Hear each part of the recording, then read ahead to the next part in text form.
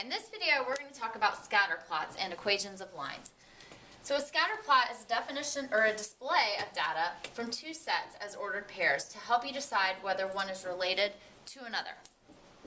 A line of best fit is a line drawn through the majority of data to represent the trend in the data. It most accurately shows the relationship of the data. A correlation coefficient, which is denoted by the letter R, tells you how closely the equation models the data.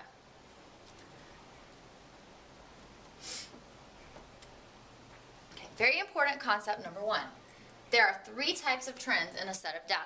Positive trend, negative trend, or no trend. So obviously a positive trend means it's going to be going up, negative means it's going to be going down, or no trend means it's going to be all over the place. Very important concept number two. The line of best fit, or trend lines, does not connect to the points. It goes through the middle of the data. So if your data looks like this, your line of best fit should go through it, not connect the dots like a puzzle. So let's make a scatter plot and draw a trend line and write its equation. So if this is our data over here, and we have the length and the wingspan. These are types of hawks. And here's all their lengths, here's all their wingspans. So down here on our x-axis, we're putting the lengths in inches. Up here we have the wingspan. So we want to see, is there a correlation between how long a hawk is and the length of its wingspan? So we put all of our data up here and we plot points. Then we can draw a line, and we don't have to start over here at 0. We can start at a place that's going to make the line show the trend of the data, and it's going to touch some points, but it's not going to touch all. Okay, then to determine the equation, we can pick a point within the data, pick the points that it touched, and we can then find our slope. So here, we've got this point where we touched over here at 1939, so over at 19 of 39, and this point at 1430 are both points that we touched.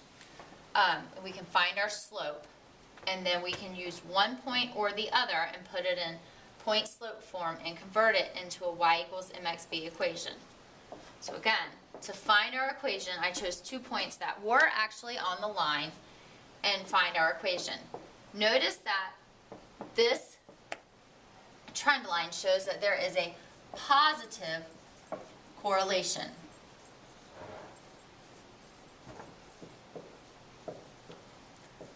We know it's positive because just like slope, since this is climbing up the mountain, we call this a positive correlation. Had it been going down, we would say there's a negative correlation.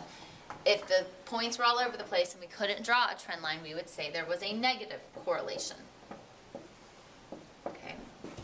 Very important concept number 3. We can use the graphing calculator to find more accurate trend lines called the line of best fit, and that is something we will work on together.